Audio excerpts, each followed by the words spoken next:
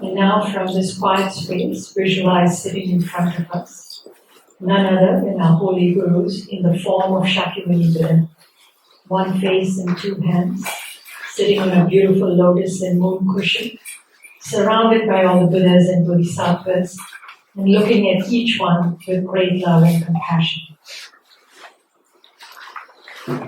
So we are surrounded by all sentient beings. On our left-hand side is our mother and all female sentient beings from the 6 realms. And on our right-hand side is our father and all male sentient beings from the 6 realms.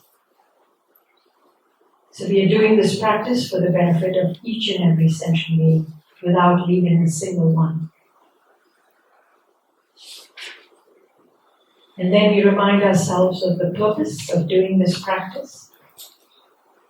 We're doing this practice to remove all the dirt from the gold that lies within us, so that the gold may shine through and we may realize our Buddha nature of the Dharmadhatu, for the benefit of all sentient beings. So keeping that in mind, turn to page 4. Taking refuge and generating bodhicitta in English first. I go for refuge until I am enlightened to the Buddha, the Dharma, and the Sangha. By my accumulations of the practice of giving and so forth, may I become a Buddha to benefit all sentient beings. I go for refuge until I am enlightened to the Buddha, the Dharma, and the Sangha. By my accumulations of the practice of giving and so forth, may I become a Buddha to benefit all sentient beings. I go for refuge until I am enlightened to the Buddha, the Dharma, and the Sangha. By my accumulations of the practice of giving and so forth, may I become a Buddha to benefit all sentient beings. Sangye chodam soge chodam la, jajo badu danyi kapsuchi, dagi jinso girpe sonam ke, rola benche sangye drupasho. Sangye chodam soge chodam la, jajo badu danyi kapsuchi, dagi jinso girpe sonam ke, rola benche sangye drupasho.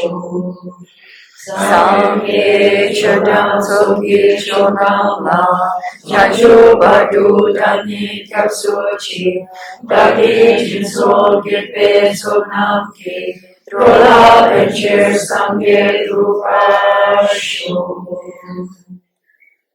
Page 6, the essence of the dependent origination mantra. Om ye dharma hetu prabhava hetum tesham tathagato yavadat tesham chayo nirodha evam vade mahashamanaye swaha.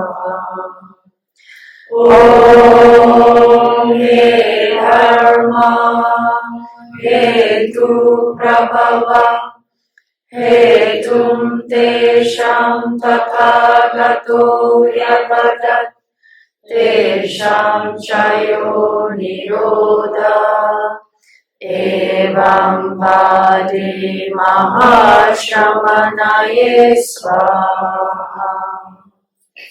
Om ye dharma hetu prabhava hetum tesham tathagato yavadat tesham chayo nirodha evam vade mahashamanaye swaha.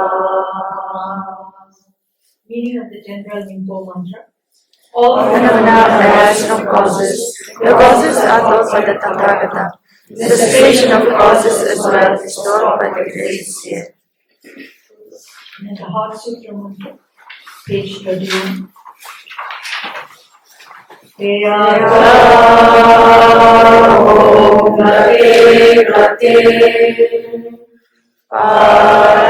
Paragate Bodhi Swahyata Om Gate Gate Paragate Parasamgate Bodhi Swahyata Om Gate Gate Paragate Parasamgate Bodhi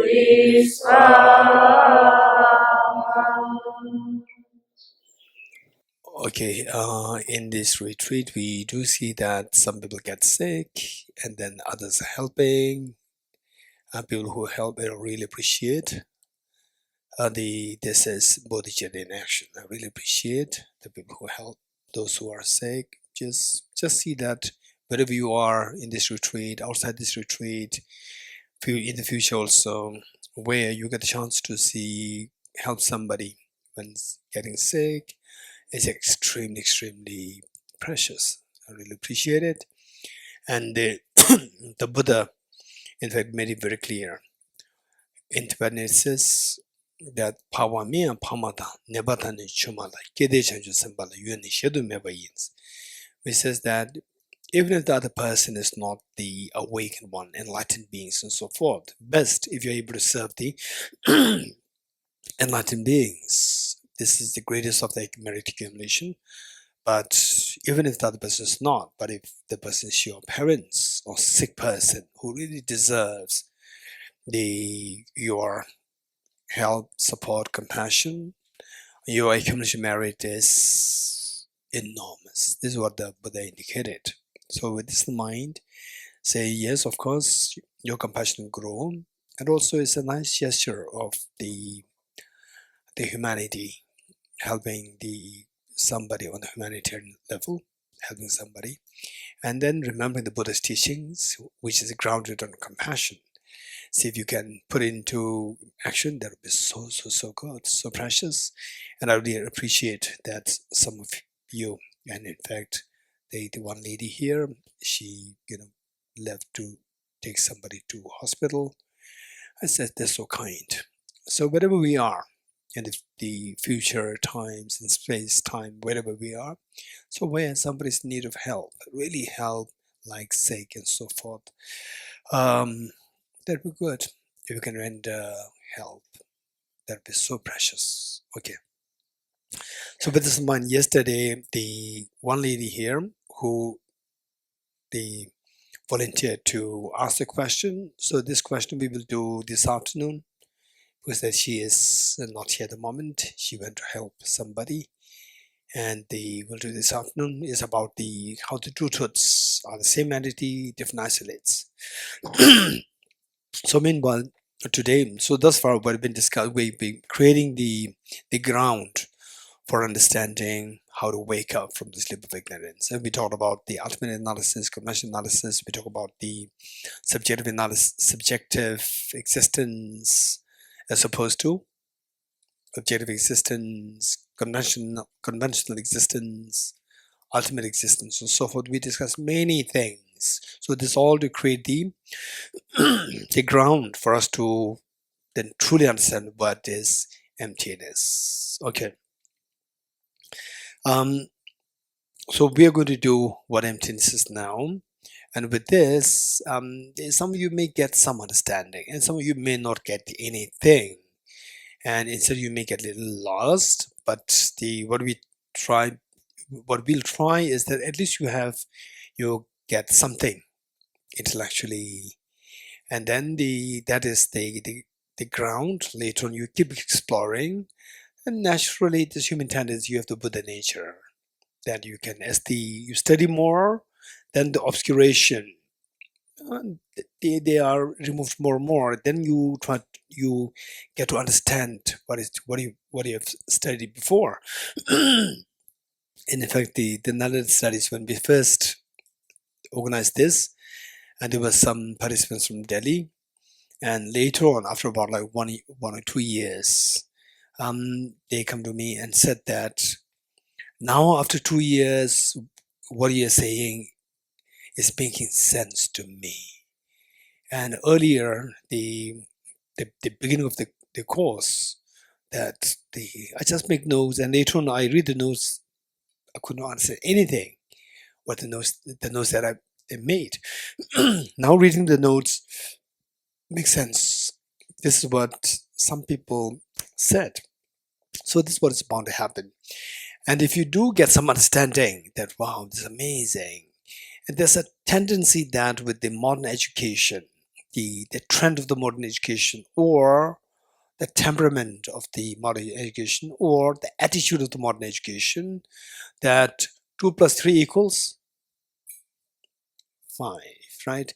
And then I got it, finished, then you lift it aside. But emptiness is very different. You get emptiness, oh, now I understand it, right? If this is your attitude, you will never understand emptiness. You will never feel the gravity of emptiness. So emptiness is very different. You study more, reflect more, meditate more, it goes deeper, deeper, deeper. And many of the points which were indicated in the sutras by the Buddha himself and by the great Indian masters like Arya Nagarjuna, say year by year you see that what is taught there, you can see the nuances there. So this is very different from mathematics. 2 plus 5 equals 7. It's very different. So the modern education, the attitude of the modern education, I would use the word attitude rather than the temperament. Attitude is that once you intellectually you know this, that's the end. Okay, now I know this. You keep it aside. And anytime you want to replicate it, you can replicate it. But it has no emotional attachment. So whereas these meditations, while it is rich intellectual exercise, but they're all related to the emotional, say, transformation. Because of which the study will help you to clarify the immediate, the doubts. Reflection will give you the confidence, conviction. Study, reflection. Reflection will give you the confidence. Studies will give you the information, the correct information. You get the correct information and you know what it is, what it is not. With the reflection, you get conviction, confidence. Okay, this is emptiness. Then the meditation. So with the reflection, when you said that this is emptiness, you got the medicines already in your hand. You got the medicines. Now with the medicines, what should you do? Say you're from, how many you suffered from tuberculosis in your life? Raise hands. Tuberculosis. 1, 2. No other. No one. And me. 3. Right? Okay. So 3 of us, we had the experience. Your name again? Okay, Sandeep, tell me. Say tuberculosis medicines. You got the medicine? Yes. You got the medicine and you took it for 1 day? For how long? Forgot. Okay. When was that? Maybe 28, 30 years ago. 30 years? No, you look like 20. You're talking about your past life tuberculosis? Okay. Same day tuberculosis. The doctor's here. How long should we take the medicine? 6 months. Doctor there. 6 months, right? When I was little, when these 2 daughters were not born, when these 2 daughters were not born, when I was little myself, and I think people take for about a whole 1 year, in some cases 1.5 years. So later on, the tuberculosis medicines, in those days, I still remember people who were suffering from tuberculosis, they were a bunch of medicines like this. Oh, now it's very simple, few tablets. So this is how the medicines developed, is they progress. So once you get the medicine, let's say for tuberculosis, you have to take it for 6 months today. 6 months continuously without any break. You're getting it? So once you get the conviction, this is emptiness. To feel you got the medicine to remove the self-grasping ignorance. Then you have to take this medicine continuously for not 6 months, more than 6 months. Because the disease is not just today, it's from the innumerable past lives. It's chronic disease. You have to take it for a long time. So that the conviction that if you gain, you repeat it over and over again, repeat over and over again. And not only repeating, you invigorate this practice through more studies, more reflection, more studies, more reflection. And this will make your, the experience of the emptiness deeper, deeper, deeper. So then that is known as repeating the conviction that you've already gained. That is known as meditation. So wisdom drawn through learning, wisdom drawn through reflection, wisdom drawn through meditation. The first wisdom drawn through learning or studies. That is primarily to gather the information. To get the information, to get the correct information, precise information. Then, once you get the information, then you have to start cooking the food. Materials, ingredients are gathered. Now you have to start cooking the food. That's reflection. With the reflection, then you get conviction. The food comes. You get conviction. Once the food comes, you get conviction. What should you do? You should practice it over and over again. Then you start eating it, taking the food. So likewise, you repeat this experience, conviction of the emptiness over and over again, repeating it over and over again.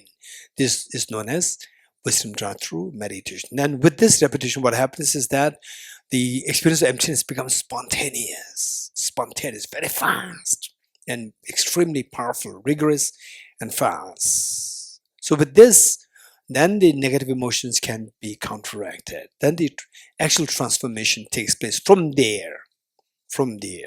Okay. So these three are the three kinds of the wisdom. So when you talk about the practice wisdom, some people, given that they don't really go into studies, they directly go into what is known as a practice. It's mostly rituals, mantra recitation practice, and just observing your mind like this. And so for them, if you say that you have to study, it's just waste of time. It's very unfortunate. Finally, what we see is that self-grasping ignorance has to be gone rid of. Self-grasping, that is the root foundation. And if you don't, the wisdom of emptiness, if you don't study this, you can never get conviction in the emptiness nature of phenomena, without which the ground, self-grasping ignorance, can never be shaken, never be dismantled. Without which, no matter how many years you spend, for example, like the Buddha's own two teachers, Acharya Alarakram and Acharya Uttarika, today, if they're alive, no doubt there are going to be billions following them, seeing them as enlightened beings. They are not enlightened. They were still in samsara because they have no reality of emptiness. But the kind of the meditative experience that they have, they can fly, do everything, perform all miracles. Today, followers will be like billions. So the point is that, and this is where, even in the Tibetan Buddhism, there's some who said, what is this study, waste of time, practice. So this is very unfortunate. You can practice, but make sure that studies there, reflections there, you will gain conviction. Once you gain conviction, then with this conviction, broad picture of the Dharma, then the focus should be shifted. There should be the transition of the three phases of your wisdom. Wisdom drawn through learning, then to reflection, then to meditation. Okay, for this we have to we should be convinced of these three wisdoms. Is very important. The first wisdom, for example, what we're learning, primarily it is more like on the first level. Wisdom drawn through learning, what we're learning now. So with this, after like 10 days, if you're being very serious with the studies, most likely anybody you discuss with anybody else who's already learned it, the last like 10, 20 years of the learning experience, you discuss with them, you'll be fascinated. Wow, you have a good knowledge of Dharma. But that is the wisdom drawn through learning, not second and the third. So how do we know that? What is the demarcating line between the first wisdom and the second wisdom? First wisdom, the knowledge that you have is still a borrowed knowledge. It's not your knowledge. It's a borrowed knowledge. What is borrowed knowledge? Today, if you ask me, what is the famous equation of Albert Einstein? I will, without any hesitation, I will say E equals mc square. Is it correct or not correct? Correct. But if you ask me, how do you know this? Do you know how it is derived? I don't know how it is derived. Maybe perhaps like 30 years ago, 36 years ago. When I was in school, I was so fond of physics, I must have derived it then. But no, I have no clue now. So the point is that I still can mimic Albert Einstein, but I don't know how to derive it. So this knowledge that I have equals mc square. This is a borrowed knowledge. This is not my knowledge. So the wisdom derived through learning is also can be understood as a borrowed knowledge. It's not your knowledge still. It's a borrowed knowledge. Now, how to make it your own knowledge? The moment it becomes your knowledge, it becomes the wisdom derived through reflection. At that point, it becomes your knowledge. Okay, for example, this is one example that I give for people to understand it easily. Say when I was little, maybe age 6, 5 or 6, and my teacher, there were two teachers. One is main teacher and the one is maths teacher. Maths teacher, she's still there. I'll not mention who that is. She's still there in this school, right? My maths teacher. Okay, thank you.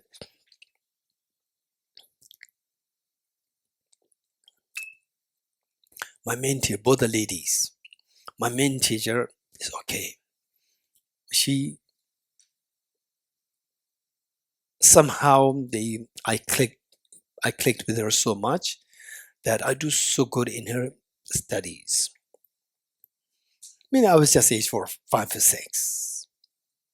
And then my math teacher, she is an extremely tough lady, tough teacher, extremely tough. She knows only one thing, pinch. She only knows that, right? Huh? My maths teacher too. Same. Okay.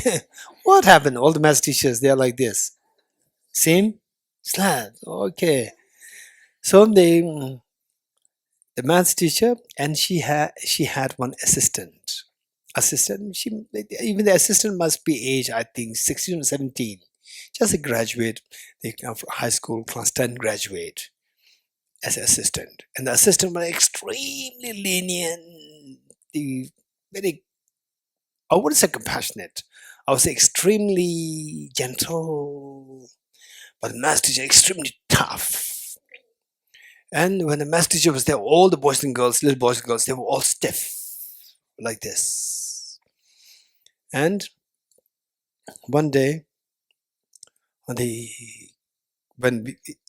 main classroom is like this, and then you finish the class, then you go to next class. Next class is just outside. So we went out, and the main math teacher was not there. Only the assistant was there. All the boys and girls were so happy. So they were asking, they were harassing the assistant, where's the main teacher? And she was very naughty. She said that she's on leave. All the boys and girls, they were just making chaos in the class, shouting, jumping. Suddenly, the math teacher came from the loo, from the restroom. She came, she started pinch everyone. Okay. So, one day she said, all the boys and girls, tomorrow you have to recite the multiplication table of 3 by heart. What are these boys and girls? Age 6, 7, I think 5, 6, 5, 6, 5, 6. And unlike today the children, they go home, their parents double check on you, you study what homework you have. No, nobody checking on you. Once you leave the class, you forgot everything. Then the next day you come, the teacher said, Dorji, get up. Now this little boy, got up. Oh, you memorized multiplication 3? And I have no clue. So then she will say, 3 ones are, that's easy. 3. Good. 3 truths are? No idea. So his 2 hands go behind. Right, 2 hands go behind. And 3 ones are 3, 4, 5, 6. 6. Very good. 3 threes are? Behind. 7, 8, 9. 9. Very good. Sit down. Okay. Did I give the correct answer or wrong answers? Correct answers. Did I know how 3 into 3 equals 9? Do you know? Did I know that? I didn't know. I just learned the art to copy somebody. So that's not my knowledge. It's a correct knowledge, but it's a borrowed knowledge. You're getting it? That is wisdom drawn through studies, not the wisdom drawn through reflection. Today, if you ask me, what is 3 into 3? What is 3 into 3? I will say 9. And you say, do you know how is 3 into 3 9? I will say, yes. How? Say, if I have to give 3 apples, 3 apples, 3 apples, I have to take 9 apples. For 3 people, for each of them, I have to give 3 means I have to prepare 9 apples. 3 apples into 3 people, 9 apples. Okay, this is meaning. So now it is not my copied knowledge. It's not a borrowed knowledge. It is my knowledge. This is known as the knowledge derived through reflection. You getting it? Okay. Now what's next? Wisdom derived through meditation. What is the wisdom derived through meditation? Is, okay, how many of you know, I said the addition and subtraction, in a sense? Numbers less than 5? Hey, addition and subtraction number less than 5. How many of you know that? Right? If you don't know that, you cannot go to the shops. Right? You pay 100 rupees to buy something for 10 rupees and you get only 10 rupees back. You still think that is correct. You're getting it? You cannot operate in the world. Okay. So if you are good at it, so let's do this exercise very quickly. You get? Huh? Yeah, let's do it again. Yeah. So you already had the breakfast yesterday. Right? You did the thing. The next one, wisdom derived through reflection. You went to meditation. Did it already? Reflection did it. I'm not thinking. I'm sorry. Because I've seen that you are raising your hand all the time while I'm speaking. So your mind is not with what I'm saying. Your mind is with, this is question. So therefore you skip that part. So usually what I say is that when you say new information is given, don't be, say busy in too excited to ask your questions. Your questions are your questions. It's always with you. But you are listening something.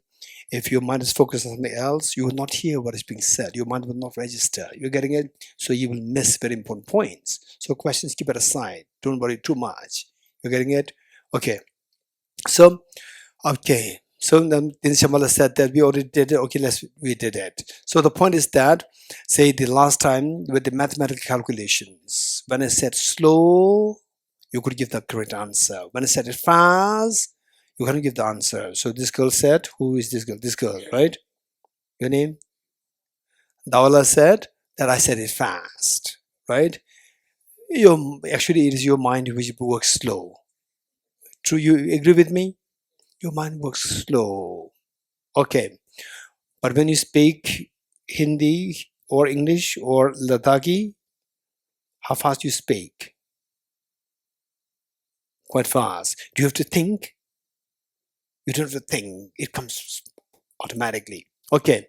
So that does not require thinking. It becomes so spontaneous. You're getting it so spontaneous. Say somebody were to learn Ladakhi language, Hindi language, or English language new, then you struggle to look for the words. How many struggling with hands learning Tibetan? Dr. Tam, you're struggling to look for the words, right? Okay. So this is when the knowledge is, you know what the words are, but it's not coming very spontaneously. How to make it spontaneous? Repeat it over and over again. So that repeating, and gradually it becomes very spontaneous, right? And they say, by the way, why are we talking about these 3 wisdoms? Why? Why are we talking about these 3 wisdoms? To get rid of suffering with emptiness? Huh? To get rid of our suffering by burning it? To remove the suffering, in order to remove the suffering, or in order to cultivate a very strong remedy to overcome the root of the suffering, self-grasping ignorance. Okay, so we're cultivating this wisdom for that purpose. So this wisdom is to counteract the afflictions. In other words, right? How many agree with me in a sense? And the afflictions disturbs us, or they're supporting us, afflictions. Lisa, are you sure? Yes. Tell me. Say attachment disturbs us. Raise hands. Are you sure? Attachment to cheesecake disturbs or is very pleasant? Disturbs. Attachment to cheesecake. Enjoying cheesecake and attachment to cheesecake, these two are different. You're getting it? Attachment to cheesecake and enjoying cheesecake, these two are different. Don't mix the two things. Attachment to cheesecake, enjoying cheesecake, they're all different. They're not same. So this is very disturbing, and you don't get it, it's so disturbing. Then the anger, how it disturbs us. It disturbs. Raise hands. Good. So our job is to eradicate all these afflictions so that your mind will find peace. Now, so to eradicate these afflictions, what should we do? Cultivate the remedy. Which remedy? The wisdom of emptiness. Verma? Wisdom of emptiness. Okay. Say the wisdom of emptiness should be combating with the afflictions, right? And just think of the afflictions. Afflictions, how effective the afflictions are, how fast the afflictions are, how intense the afflictions are. How fast? Very fast or slow? Very fast. And how intense? Very intense. You get a high quality. Okay, for example, say somebody tells you, "What's a stupid girl? What's a stupid boy?" You will say, "You stupid." You're getting it so fast, right? Or, "Oh, he said I'm stupid." Okay, Venerable, what's your name? Venerable Tenzin Dromala, should I become angry? Then Venerable say, yes, you should become angry. You should become angry. Yes, of course. Oh, the other person abusing you, you should become angry. Then you meditate on anger. Then anger gradually builds up, right? Or you don't need any instruction. Anger, you don't need any instruction, or you need instruction from somebody else. You don't need any instruction. It's so effective, so fast, so spontaneous, so intense, right? Okay, now the remedy. What's the remedy? What's the remedy? What is the remedy? Wisdom of emptiness. You get it? And wisdom of emptiness, it is like, okay, say the morning at 5 o'clock bell rings. Not 5 o'clock, 5:15 bell rings. Oh, still we have another 45 minutes, right? 45 minutes. Oh, I wish they don't ring the bell now. It's unnecessary. You know, who'll get up? And then, so wisdom of emptiness is still sleeping. It's still sleeping, right? Then at what? The 5:30 again the bell rings, right? So you have woken up and already gone deep into self-grasping ignorance, sleep. And again the bell rings, again it disturbs you. Oh, still I have 10 minutes. The wisdom mind is still saying that no, I'm not I still have 10 minutes. Don't wisdom mind, just sleep. Don't arise, sleep, right? Then at what? Time 45, you should be here, right? And then it doesn't matter. So he'll make prostration 5 minutes. Right? So let me sleep. Right? Okay. And then you come here, right? You come here. Okay. So then say, hey, what is the remedy to afflictions? You're still sleeping. You're getting it. So this is like, for example, in some cases, in some cases where the burglars attack a house, and you call the 911, or in India 001 or 0011, 100, right? In India you press the 100, or in America you press 911, right? You press it. So the afflictions, the burglars in the form of afflictions, they did the job so effectively, right? They broke, stole everything, and they left. And after about 3 hours, then the police comes. After 3 hours, right? Then the police comes. What happens, right? What happens? Not all police. Some are extremely effective. Some are amazing effective. We don't mean demon all, but some who are the less effective. This is our wisdom, or the antidote is so slow. And the burglars, they already attack a mind, right? Laziness, anger, attachment, cheesecake, right? So we're supposed to be discovering emptiness, and certainly you talk about where can I get cheesecake, right? So this happens, right? So the point is that afflictions are extremely effective, and the remedies as well should be extremely effective. But on the contrary, we don't have effective remedy, but we can build one. How to build it? So what remedy is required is the mind, the wisdom of emptiness, which is so fast and extremely, the intense. So to build that to reach that level, we have to continuous practices. This is known as repetition, repeating what you have studied. The confidence that you gain, you have to repeat it. That is wisdom brought through meditation.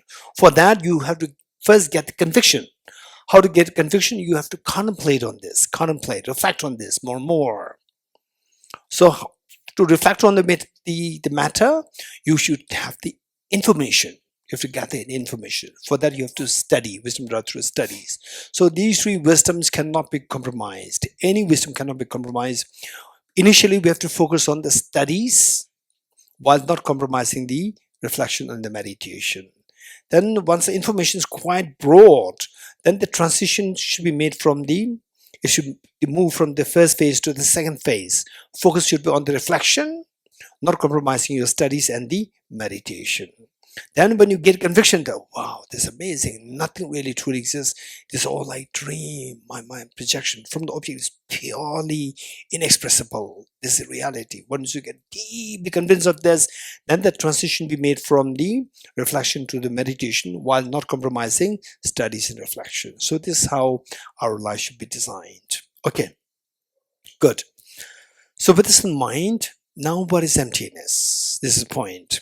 For that, we'll study what is known as the reasoning of the four essentials to establish emptiness. The reasoning of the four essentials to establish emptiness. Okay, what are the four essentials? Number one, the essential of identifying the object of negation. The essential of identifying the object of negation. Essential of identifying the object of negation. N-E-G-A, negation. N-E-G-A-T-I-O-N. Essential of identifying the object of negation. Okay, don't worry what they mean. We have to go through these four lines one by one. Next, the essential of understanding the emptiness of the objects. Essential of understanding the emptiness of the objects being intrinsically one with its parts. Essential of understanding the emptiness of the objects being intrinsically one with its parts. Essential of understanding the objects, essential of understanding the emptiness of the objects being intrinsically one with its parts. Number three, essential of understanding the emptiness of the objects being intrinsically different from its parts. The first one is intrinsically one, second one is intrinsically different. That's it. This is the only difference. Essential of understanding the emptiness of the objects being intrinsically different from its parts. And finally, essential of understanding the pervasion, and the essential of understanding the pervasion that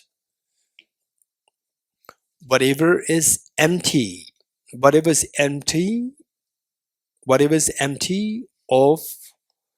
of being intrinsically one and intrinsically different from its parts entails the emptiness of objective existence of the object. Okay, I'll repeat it. Essential of understanding the pervasion.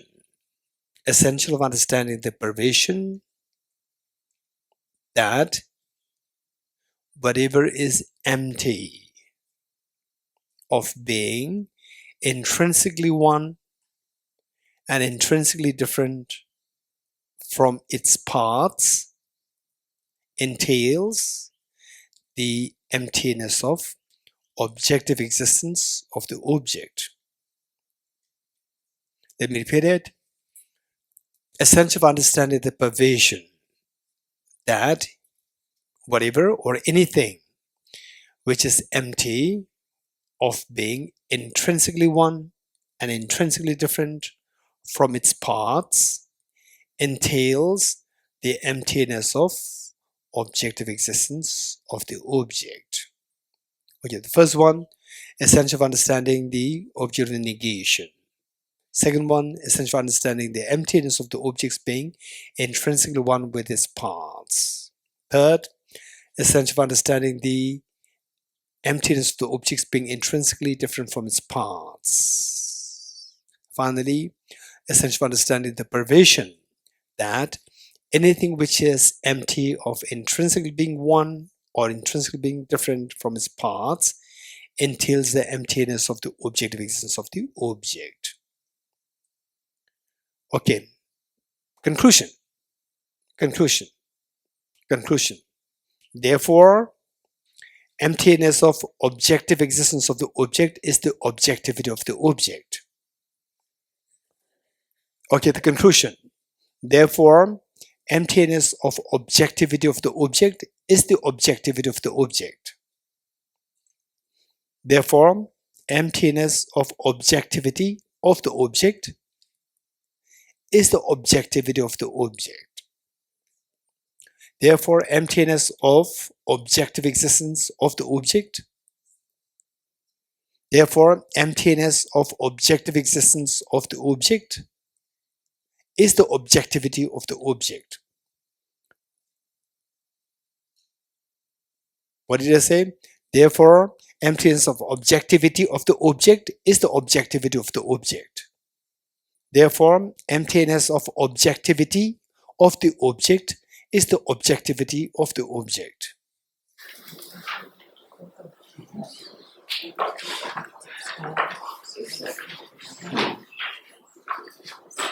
Are you good? What happened?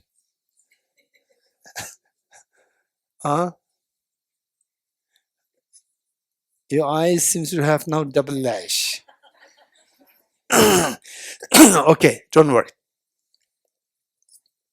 But of this, yes. Sorry, I seem to have lost the working somewhere. You were talking about the first wisdom, second wisdom, and the third wisdom when you do complete with this meditation. I said it already. No, but then you said that the second wisdom, my knowledge is true reflection, it's my knowledge. Yes. And the third wisdom, Third wisdom what? it's just of true meditation. But it's still my knowledge. Of course. It's my experience. The first one, okay, this is a good point. So what is the difference between the second and the third? The second wisdom is a wisdom derived through reflection, and third one is wisdom derived through meditation. What's the difference? The difference is that if you have the second, not the third, you have the conviction, but the conviction is not fast. Like your mathematics, simple mathematics, plus and minus, it's not fast, right? If you don't know how it is not fast, ask Dawala. She will tell you, right? It's not fast. Huh? No, let's say louder. It's fast or not fast? Fast. Yes, you have to experience. No, last time when I said that, why do you couldn't give the answer? Your mind was slow, right? Okay, so you have to make it fast. So when the conviction becomes very fast, then you have the wisdom drive through meditation. On top of the, okay, when you finish your class, your PhD, when you complete your PhD, do you have the high school degree? Yes. Do you have the undergrad degree? Yes. You're getting it? Likewise, when you have the wisdom drive through meditation, you still have the wisdom drive through reflection, studies, and reflection both. You have. Right? It doesn't mean that when you get the other one, the lower ones are deleted. No. Low ones were there. But when the lower ones were there, not guaranteed you have the high ones. Are you good? So now what should you... So of these 5, which is most interesting? Tell me. Meditation. Of the 5, what is this? In the 5, there's no meditation. What are the 5? Tell me, what are the 5? The 4 essentials plus the conclusion. No. Wisdom, the reflection is done before. So we covered the 4 essentials plus the conclusion, 5. Right? From this 5, which seems like intriguing?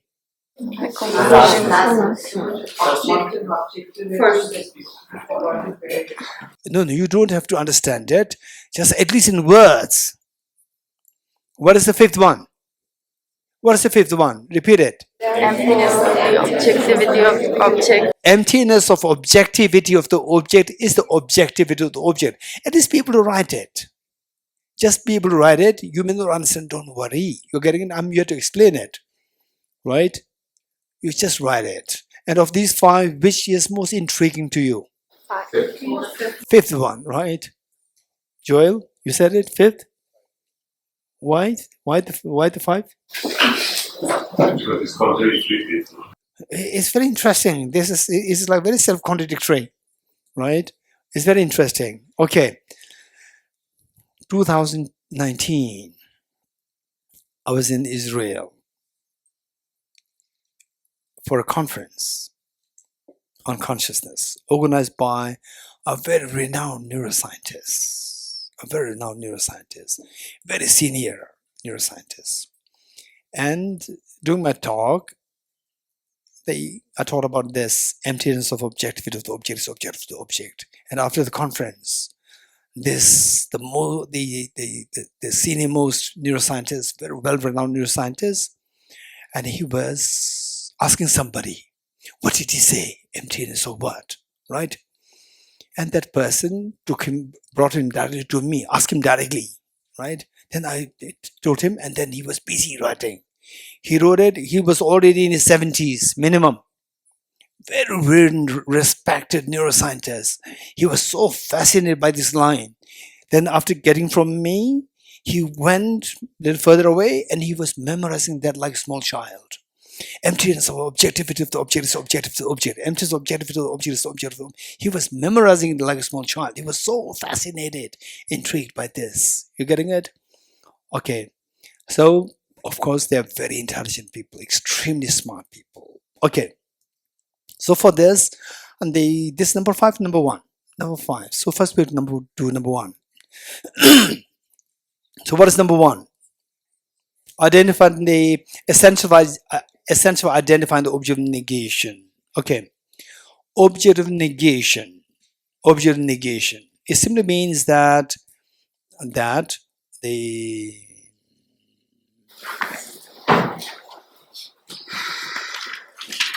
okay.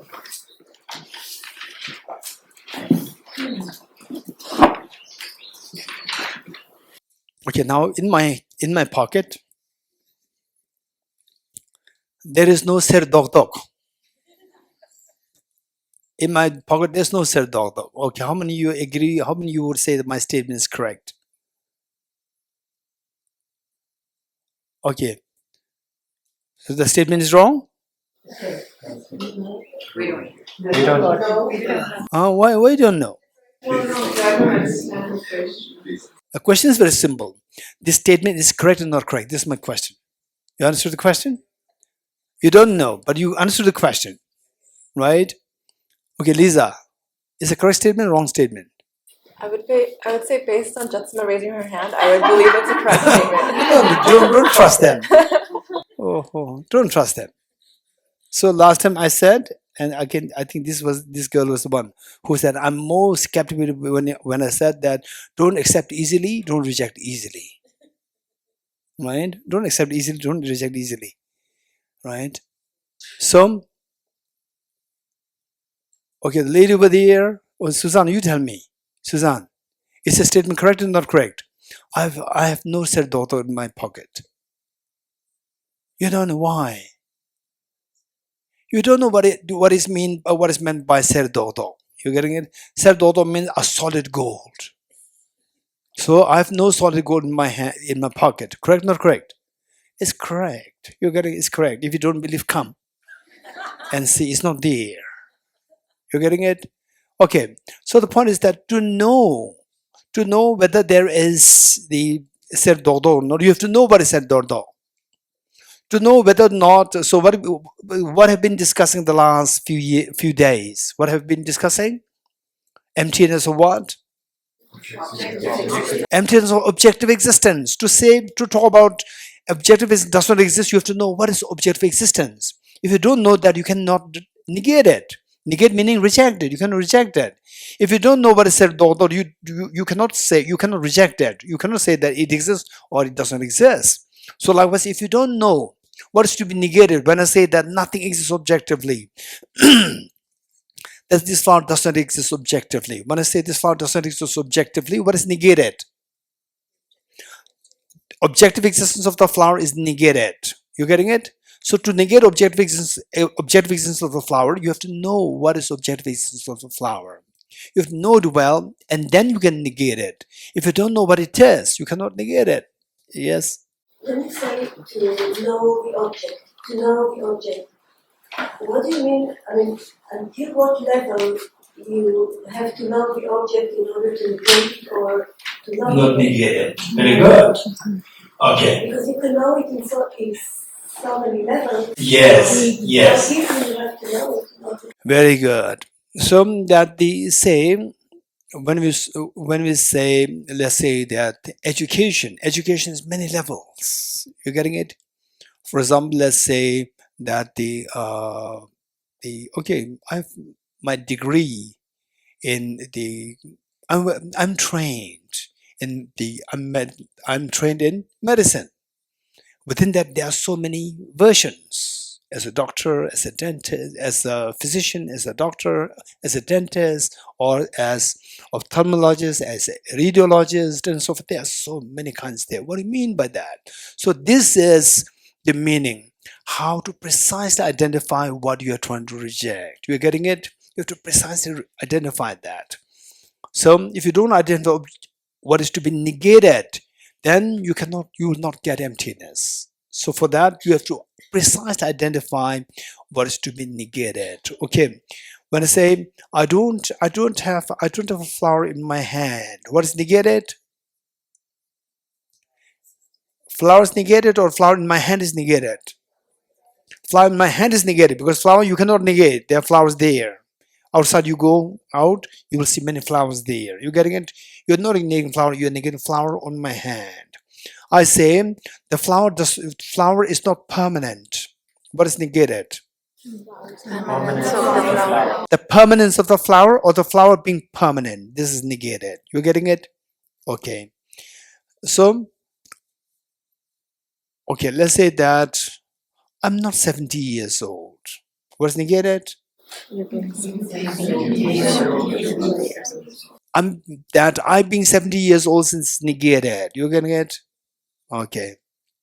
So you have to identify that object negation very well. To identify object negation well, we need to understand two things. Say that the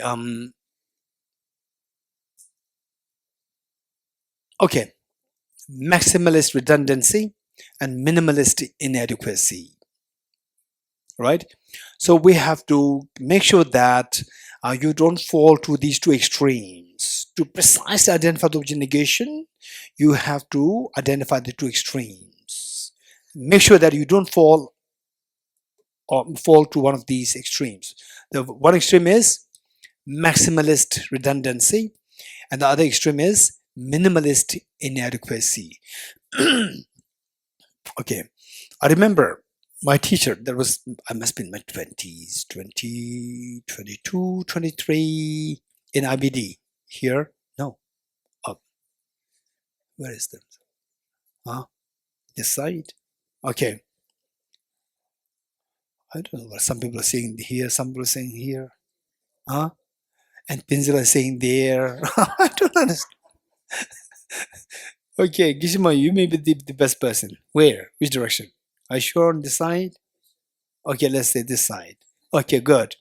Okay, so in IBD, I was so keen. Although it was still like 7 or 8 years to study emptiness, but I was so keen to study that, and I went to the school, the principal's office, the principal, also our main teacher office, and I asked him about emptiness. Then he said that emptiness is like, let's say that this is a paper, and you draw a line, you draw a straight line just with a pencil and keep it there, and you roll a marble, and they say the marble should hit the line and sit there, right? Say this line is the metaphor for the understanding of emptiness, and your job is, marble is your mind. Your mind should be pushed to reach to the emptiness and stay there. If you overshoot, this is maximalist redundancy. If you was overshooting, Undershoot. undershoot. Is there such English word? Undershoot? No? Okay. So if your force is less, then you'll not even reach the line.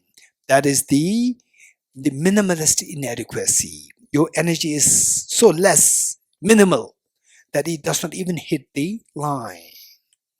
And if you overshoot, it goes beyond the line. So beyond the line is maximalist in redundancy. Then if you don't even hit the line, if just sits before reaching the line, this is minimalist inadequacy. You getting it? So if these two are the problems, your marble cannot sit on the line. If it does not sit on the line, this is metaphor for your mind not sitting on emptiness. You don't get the emptiness. So to get emptiness, make sure that you don't overshoot. You don't stay not reaching the line, right? So these two problems should be overcome. So to identify the object negation well, we have to make sure that we don't fall under the problem of the maximal redundancy and the minimalist inadequacy. Okay, so what is maximalist redundancy like? If some people say that, the Buddha said nothing exists, right? Nothing exists. So what is emptiness? Emptiness means nothing exists. The flower doesn't exist. Self doesn't exist. There are many people, even big professors are there, who say that according to Buddhism, there is no self. Nothing exists. This is wrong.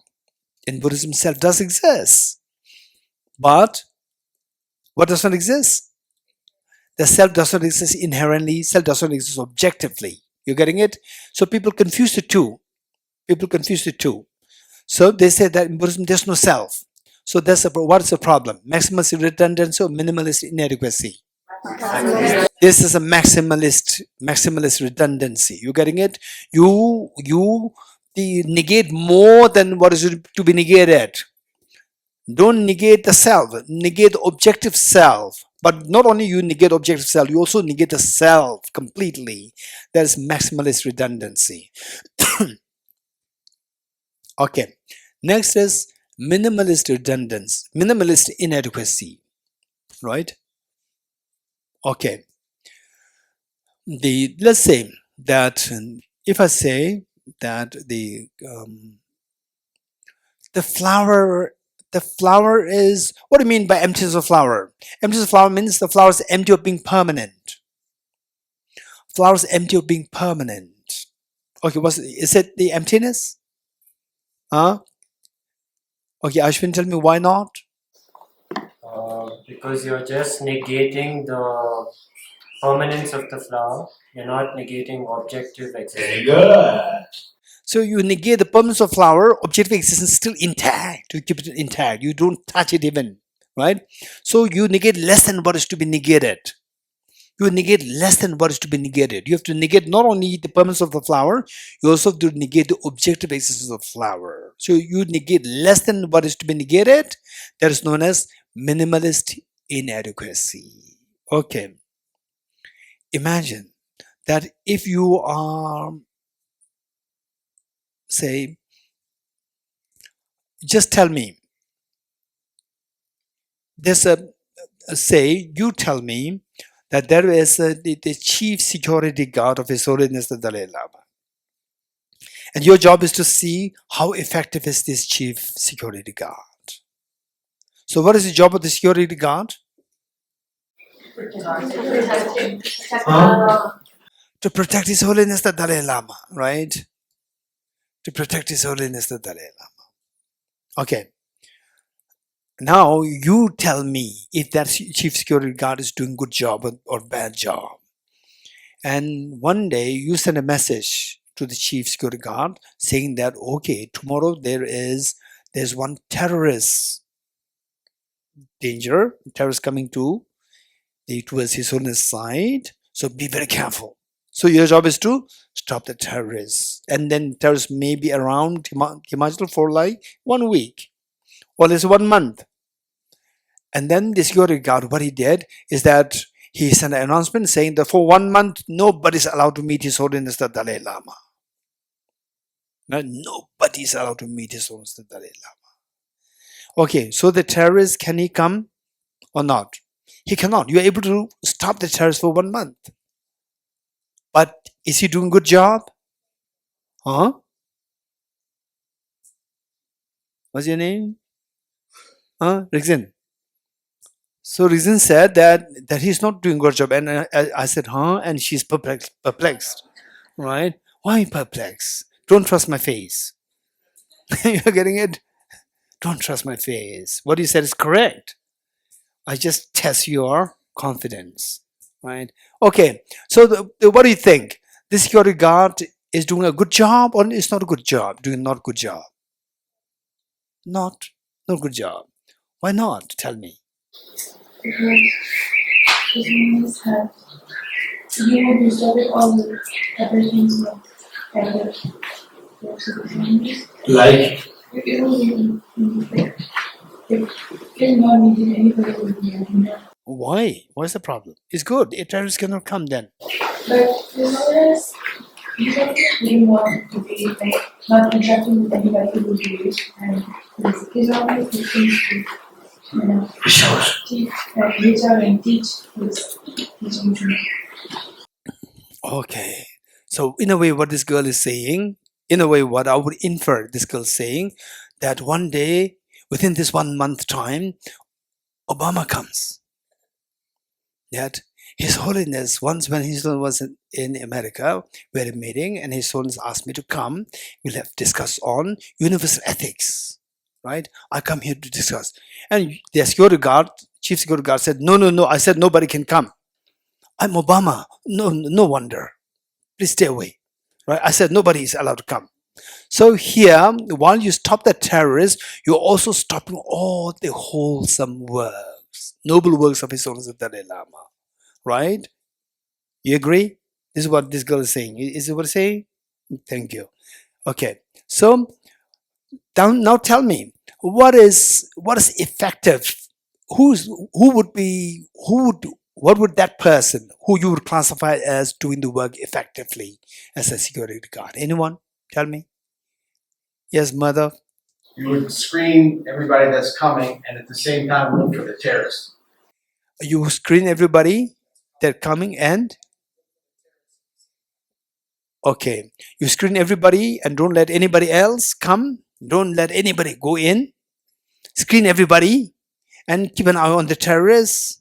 Right? You let them in, so you screen properly, make sure. Screen and let the people meet with His Holiness who have no danger, who are not danger to His Holiness, and those who are a threat to His Holiness should be stopped. Okay, that is the correct approach, the best choice. Okay, how many agree with Mother? Raise hands. Good. The point is that so what's the problem with this security guard who stopped everyone from meeting His Holiness? What problem is that? Maximalist redundancy. You reject more than you stop to more than what is to be stopped. Not only you stop the bad people, you also stop the good people. So that is what is that problem known as? Maximalist redundancy. You getting it? Okay. So now then the information that this person gets is that, okay, now you're stopping the good people also. Don't stop the good people, right? You have to let the good people go, pass by, and only the terrorists should be stopped, right? And the terrorists, he has the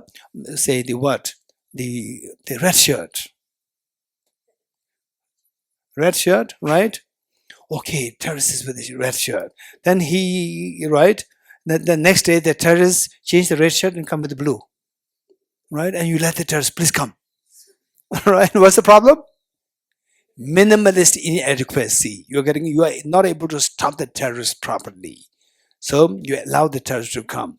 Okay, so the point is that these two problems should be stopped. To say one example is finally that this flower does not exist objectively. Emptiness meaning emptiness of objective existence. You're getting it? Emptiness means emptiness of objective existence. So this flower does not exist objectively. So what is negated? Objective existence of flower is negated. You're getting it? Objective existence of flower is negated. So when you identify the object negation, what's the object negation of the emptiness of the flower? Objective existence of the flower. This is the objective negation of the emptiness of the flower. Okay, what do you mean by objective existence of flower? You have to identify that well. What do you mean by that? What do you mean by that? Right? This is where you should not go into maximalist redundancy. You shouldn't fall into minimalist inadequacy. You getting it? Okay. So now before we stop here, just pick up something and look at it yourself. Okay, don't speak, just look at it and see how it appears to you, like a dream that your mind is creating it, or it is so objectively as real. So just see which of the two ways it appears. Don't tell me, just think of that. Okay, now tell me, how does the object appear to you? As objectively real, or as your subjectively real, that your mind is creating it? How did it appear? As objectively real. Okay, now anybody, so you get some sense what is meant by objective reality, which is to be negated. My question to you before we stop here, I'd like to invite some of you to tell me how would you explain this word objective existence? What does it mean to you by this word objective existence? Quick, raise hands. Yes, Lotusly. When the object is seen as solid, substantial, and permanent.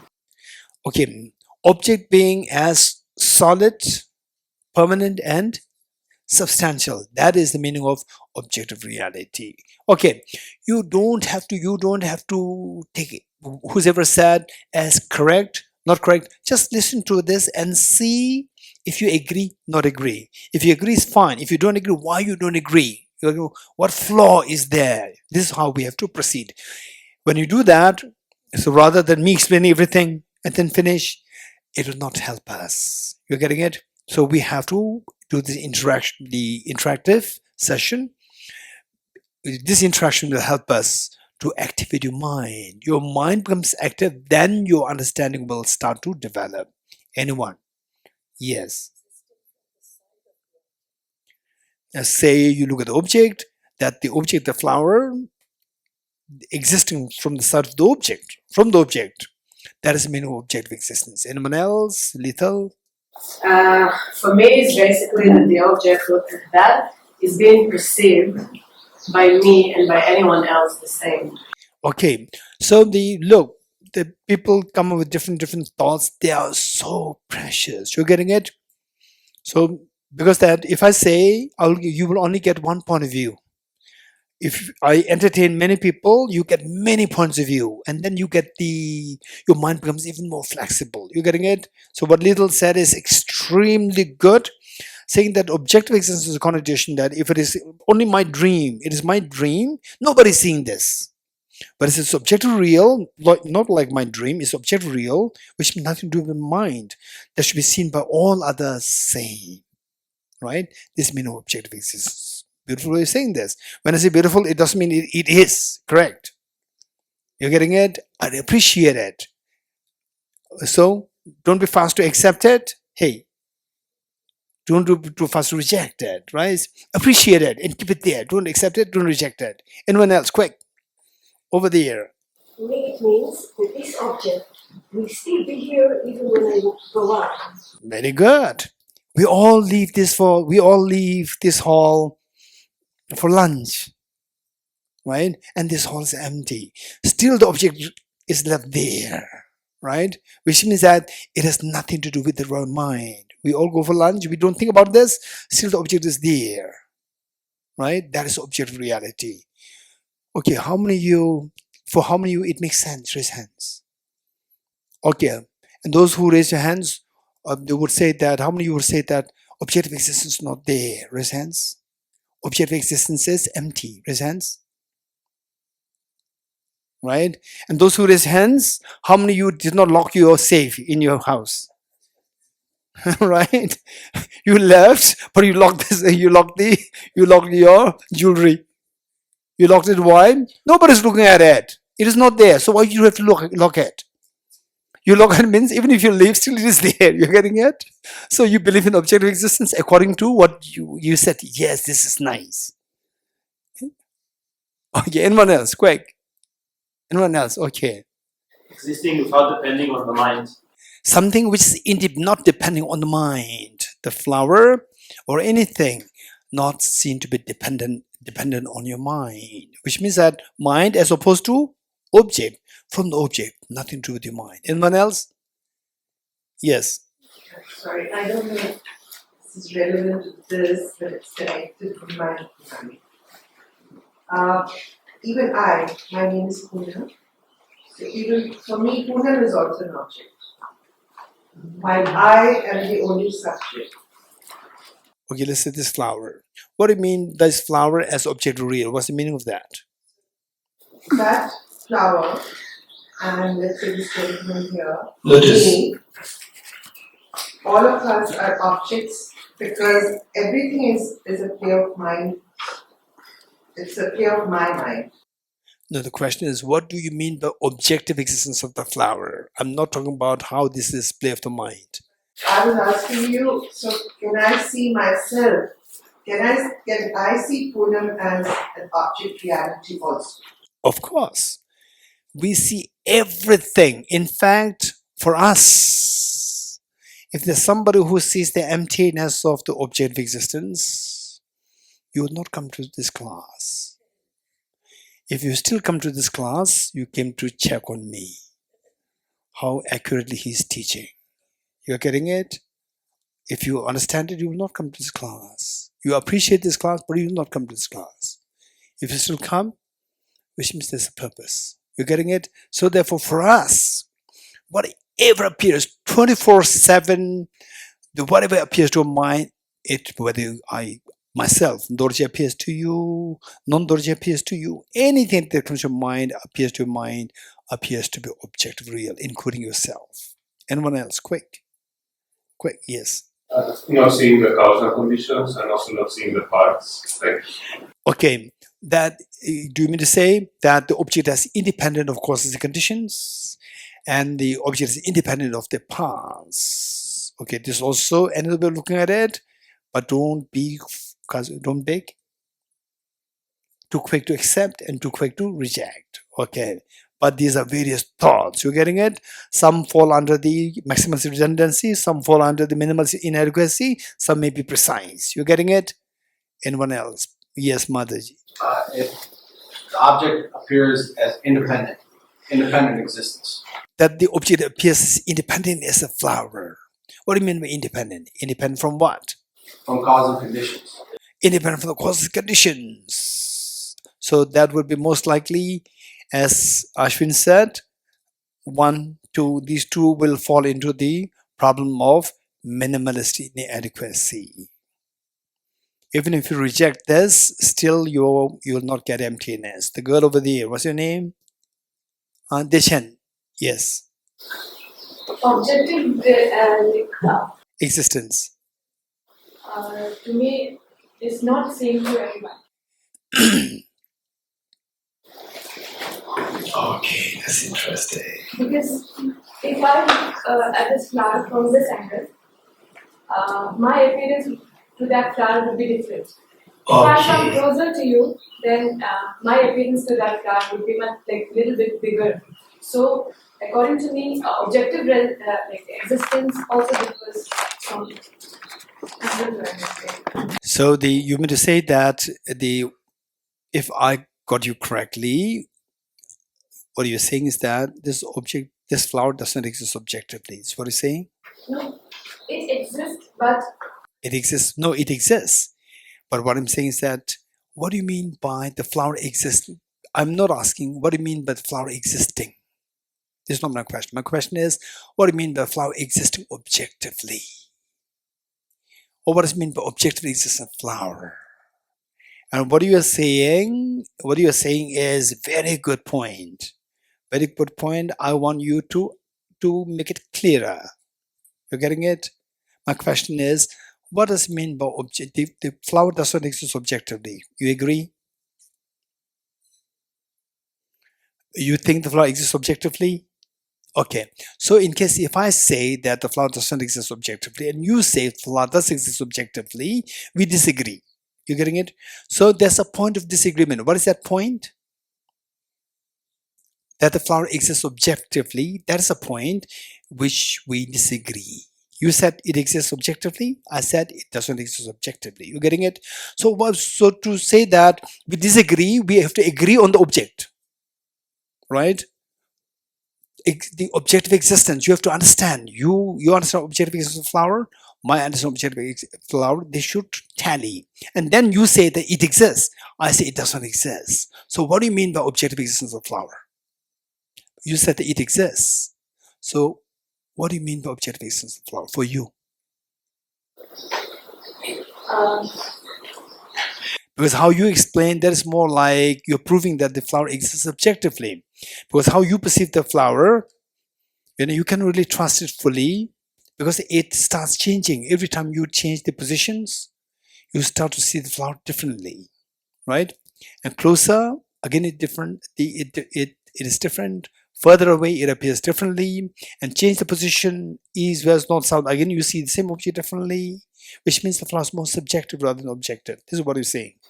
negating the permanent existence of that flower. You are rejecting the Permanently existence of that flower. Okay. The permanent, not really.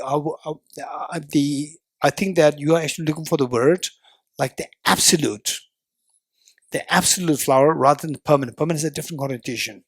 Absolute flower, from wherever you look, it should be the same, right? So that such thing does not exist. This is what you're saying. Okay, good. So we have, yes. I think it's like having its own essence, its own existence, its own purpose. Like for example, this pen, even if I don't look at it. Don't distract her too much. Let's talk about the flower. Like even if I don't look at it, it has its own essence, its own purpose in this world. That's something which I feel like it's objective existence of the plant. Okay, let's say that it is its own essence and a purpose. Purpose is something that you just added as a philosopher, right? Actually, this essence, some essence there to make it very. It has its own existence as some essence, nothing coming from the subject, right? Okay, this is meaning of objective essence of flower. Okay, very good. The object itself is giving its existence, like the object is giving us a side of existing objectively.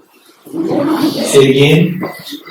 The object itself is giving the side or the existence of itself objectively. So do you mean to say that the object, the flower, is so like, as though like the object is saying that I am the flower? Is this what it means? The flower, like, we can see it. So the object, right? So it is an object first. So object is giving us the side that it is. A sign, S-I-G-N, indication. The flower is giving the indication to us that I exist as objectively. And you don't worry. Your mind has nothing to do with me. I exist. That's objective existence. Wow. She's a natural philosopher. Okay. Not sight. Okay, so say it again. Okay, look. Like this. Which means it's not from the object to side, from object to the subject. Not subject to the object, right? Yeah, look at her. You know, see, she's, yeah, from the object is like this. You're getting it. This objective. Wow, this is incredible articulation. Thank you. Very good. Okay, so we have so many understanding. This is so beautiful. We get so many different ways of understanding what is objective existence. Okay, we'll stop here. Deyata Om Gati Gati Paragati Parasam Gati Bodhisvatyata Om Gati Gati Paragati Parasam Gate Bodhisvatyata Om Gate Gate Paragate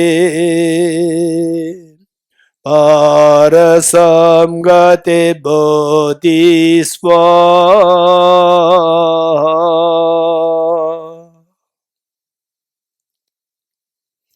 3 frustrations.